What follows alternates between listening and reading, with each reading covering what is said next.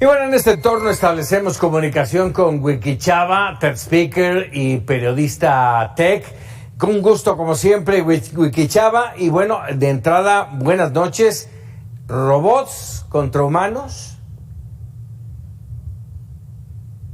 Pues sí, pareciera que estos son los robots de aquella película de Terminator, solo que en lugar de que fueran estos robots físicos, pues de alguna forma se convirtieron en robots completamente digitales. Estamos llenos de ellos, aunque no nos hemos dado cuenta. La inteligencia artificial se encuentra entre nosotros y nosotros la aprovechamos también desde hace ya varios años. Es correcto justamente lo que dices. Lo tenemos que dimensionar, pero esta aparición, así lo veo yo, esta aparición del chat GPT vino a darle un vuelco a las cosas, a ponernos déjame decirlo así, en alerta ante lo que viene. Nos pone ante un espejo donde el reflejo que estamos viendo es algo bastante incierto sobre lo que somos y sobre el futuro. Es decir, nos está poniendo a replantear demasiadas cosas que, por un lado, actualmente estamos viendo de enfrente, que una computadora ya puede mejorar ciertos procesos, hacerlos muchísimo más rápidos, hacer análisis, hacer redactar, generar también imágenes, generar también diseño, generar una especie de arte que muchos todavía dicen eso no va a ser arte, eso sí va a ser. Es algo que nos pone frente a un espejo que no nos está gustando lo que estamos viendo, y es por eso que están bastante fundadas muchas de estas incógnitas que también nosotros tenemos. A ver, ¿cómo vivir, disfrutar de la inteligencia artificial sin el temor a ser sustituidos? Es importante pensar que lo que va a ocurrir es una amplificación de las capacidades humanas. ¿Y a qué me refiero con esto? Vamos a recordar, bueno, no recordar porque nosotros estamos demasiado jóvenes para cuando ocurrió, pero vamos a imaginar qué pasó allá por 1890, 1900, cuando de pronto surgió la cámara fotográfica, y en aquel entonces, si tú necesitabas un retrato de alguien, tenía que ser una mano que tardara mucho tiempo, que era caro y que lo pintaba. De pronto llega un sustituto que podía hacer eso mismo de una forma muchísimo más rápida, de una forma más económica, y que requería de algo llamado tecnología, y esa era el daguerrotipo, la cámara fotográfica. ¿Qué ocurrió? Que los pintores comenzaron a dejar de hacer esos retratos naturalistas, pintando la realidad de lo que ellos veían, y de pronto comenzaron a hacer un nuevo tipo de pintura como el impresionismo, el cubismo, etcétera. Se enriqueció ahora. En un principio también decían, esto no es arte, esto es muy diferente, esto qué va a ser, como que aquí hay un toro, yo no veo ningún toro. Entonces nos encontramos en esta disyuntiva histórica que por muchos años ha venido ocurriendo. Una computadora, aunque no lo veamos de esa forma, suplió, por ejemplo, las actividades de una telefonista que tenía que ir cambiando las conexiones, y de pronto una computadora lo podía hacer de forma automática, y lo único que hizo es que ese trabajo rutinario lo eliminó para dejar que una máquina lo hiciera. Sí, automatizar de alguna manera.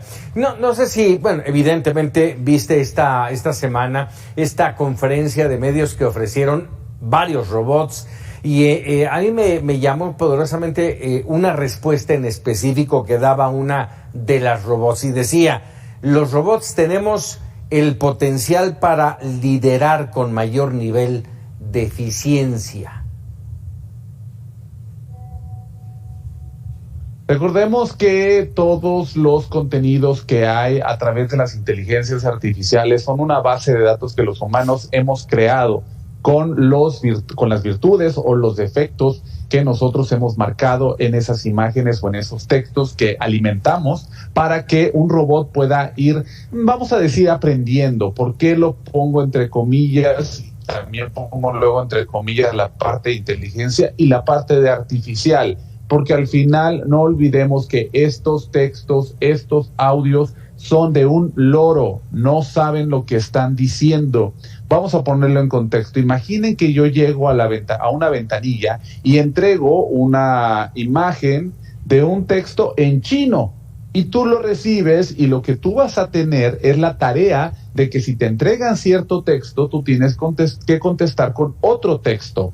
Si lo haces, pues tú al final, sin necesidad de hablar chino, de pronto ya le contestaste algo a alguien y tú nunca supiste ni de qué se trató. Es lo mismo que ocurre con la inteligencia artificial. Es una gran base de datos de donde toma demasiada información que la puede procesar, sin embargo no logra entender o no puede entender porque no tiene este factor de la humanidad que es la conciencia. Pero finalmente sí es un tema de convivencia y de complementación importante, y que los seres humanos debemos de aprender a aprovechar este recurso que es la inteligencia artificial. No en balde, déjame decirte, hay una de las razones de los problemas en este momento en una huelga, por ejemplo, en Hollywood, sí, en la meca del cine, tiene que ver con la inteligencia artificial y la sustitución intelectual, que es grave.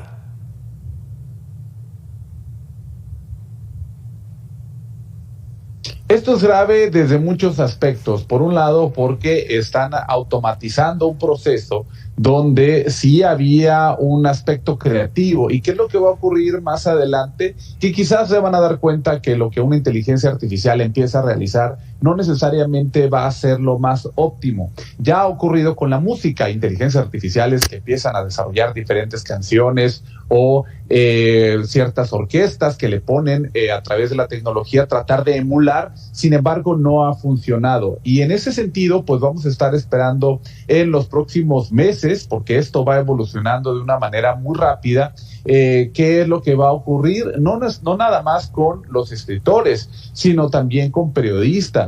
¿Qué va a ocurrir también con otras áreas, incluso la medicina, nutrición, donde ya ha habido muchos casos donde la inteligencia artificial está haciendo análisis y está entregándole respuestas a un público que de pronto dejará de usar algunos puestos? Seguramente hiciste ya una prueba, como muchos de nosotros, en el chat GPT.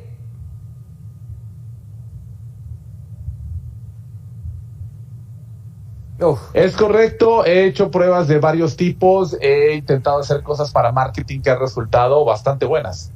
Sí, y no te sorprende lo bastante bueno, pero además la rapidez con que lo hace.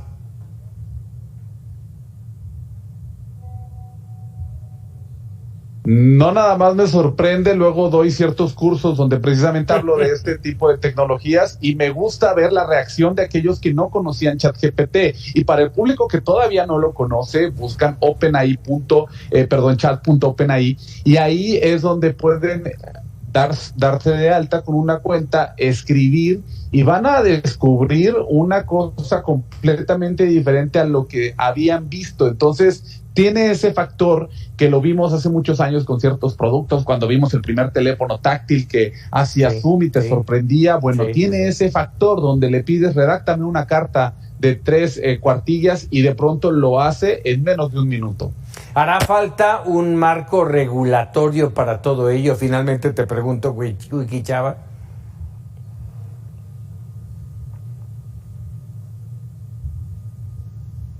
Es lamentable que esta tecnología va mucho más rápido que cualquier regulación. Hay temas de ética, hay temas del algoritmo, es decir, toda la matemática que hay detrás de estas tecnologías para que te den el resultado que nos están dando. Y sí es importante que exista una regulación al respecto muy identificada en términos éticos.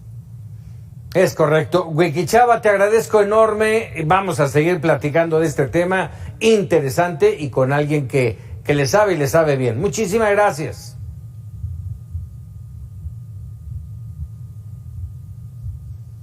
Con un gusto, porque este tema da para mucho. Sin duda. Que estés muy bien, muy buenas noches. Ahí tiene usted el apunte de este tema que es verdaderamente interesante.